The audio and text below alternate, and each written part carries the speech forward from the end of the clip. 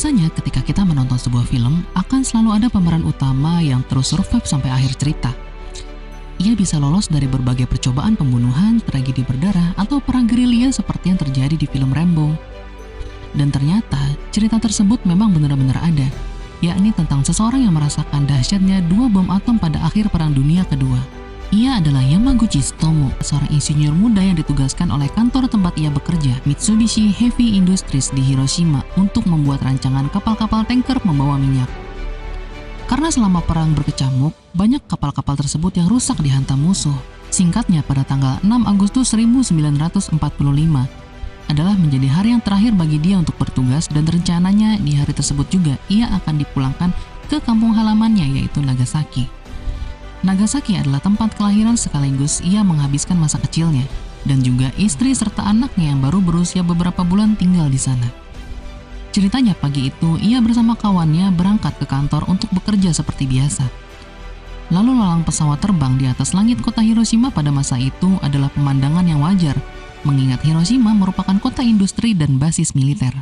Tanpa disadari oleh Yamaguchi, ternyata suara pesawat terbang ini adalah pesawat B-29 milik Amerika Serikat yang membawa muatan bom atom yang siap dijatuhkan tepat di atas kota Hiroshima dan akan mengubah nasib banyak orang di sana.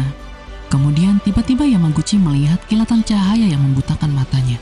Pagi itu, tepat jam 8.15 pagi, bom yang pertama itu meledak kurang lebih hanya berjarak 600 meter di atas tanah. Yamaguchi sempat melihat bentuk ledakan tersebut yang seperti jamu raksasa dan kemudian ia jatuh pingsan. Setelah bangun dari pingsannya, ia melihat sekitarnya berwarna hitam pekat, gelap, sunyi. Kepala dan lengannya mengalami luka bakar, kupingnya perih akibat dentuman yang luar biasa dahsyat. Dengan kondisi tubuh yang gontai, Yamaguchi berusaha berjalan mencari perlindungan. Tapi, apa yang ia lihat sepanjang jalan adalah tumpukan mayat-mayat yang bergelimpangan, tertindih reruntuhan, bahkan terbakar. Ia sempat bertemu dengan 2 orang rekan kerjanya yang juga berhasil selamat dari tragedi itu. Akhirnya, singkat cerita sampailah ia ke sebuah tempat penampungan di mana banyak orang-orang teriak kesakitan hingga sekarat di sana. Dan selama semalam itu juga Yamaguchi tidak bisa tertidur. Lanjut keesokan harinya pada tanggal 7 Agustus 1945, Yamaguchi bersama kedua rekannya memutuskan untuk pergi ke stasiun kereta api. Yang entah bagaimana ceritanya, kereta itu masih bisa beroperasi pada saat itu.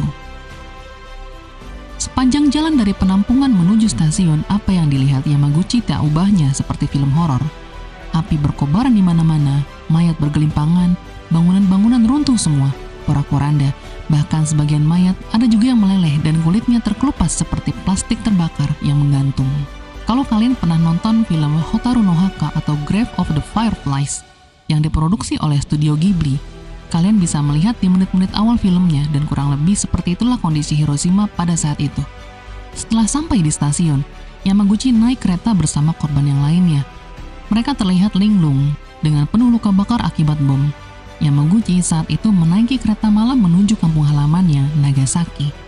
Harapannya di sana ia bisa memperoleh pengobatan, perawatan, serta pelindungan dan bertemu dengan keluarganya. 8 Agustus 1945, Yamaguchi sampai di Nagasaki. Ia langsung menuju ke sebuah rumah sakit untuk dirawat, dan dokter yang merawatnya itu adalah teman sekolahnya sendiri. Namun karena kondisi fisik dari Yamaguchi yang hitam dan penuh luka bakar membuat temannya tidak bisa mengenalinya. Setelah mendapat perawatan, ia kemudian pulang ke rumahnya dalam kondisi diperban di sekujur tubuhnya. Bahkan saat itu ketika ia pulang, ibunya sempat kaget dengan penampilannya yang penuh dengan perban saat itu. Keesokan harinya 9 Agustus 1945, meski dengan kondisi yang belum benar-benar pulih, Yamaguchi memaksakan untuk pergi ke kantor Mitsubishi di Nagasaki untuk menemui seorang atasannya di sana yang menginginkan informasi lebih jelas mengenai apa yang telah terjadi di Hiroshima. Maklum, karena pada saat itu penyebaran informasi tidak secepat saat ini. Orang-orang di Nagasaki sama sekali tidak mengetahui tentang hal dahsyat yang telah menimpa Hiroshima. Kira-kira jam 11 pagi, Yamaguchi mencoba menjelaskan apa yang ia lihat dan ia alami seingat dia ketika berada di sana. Seperti dentuman yang luar biasa dahsyatnya, cahaya yang membutakan matanya, dan ia terus meyakinkan tentang kejadian tersebut. Mendengar penjelasannya, atasannya sempat ragu bagaimana bisa sebuah bom menghancurkan satu kota. Dan tepat pada saat itulah apa yang pernah ia lihat di Hiroshima, kilatan cahaya yang membutakan mata kembali muncul di depan matanya. Yamaguchi tersungkur ke lantai, dan luka-lukanya kembali menganga dipenuhi debu-debu dari bangunan yang hancur di sekitarnya. Dan itulah kedua kali ia mengalami ledakan bom atom, dan kali itu juga ia berhasil selamat. Di tengah suasana yang mencekam, ia teringat kepada istri dan anaknya yang berada di rumah. Ia merasa sangat khawatir kalau keluarganya juga turut menjadi korban keganasan bom atom. Lalu Yamaguchi bergegas menuju rumahnya, dan ia kaget dengan apa yang ia temui di sana. Rumahnya sudah rata dengan tanah. Pikirannya sudah kacau luar biasa, sedih, kesal, semua emosi campur menjadi satu. Namun ternyata istri dan anaknya yang masih berusia 5 bulan itu berhasil selamat juga. Dan ajaibnya, hanya mengalami cedera ringan. Kok bisa? Jadi ceritanya, pada saat kejadian, istri Yamaguchi sedang berada di luar rumah. Ia tengah mencari salep untuk mengobati Yamaguchi.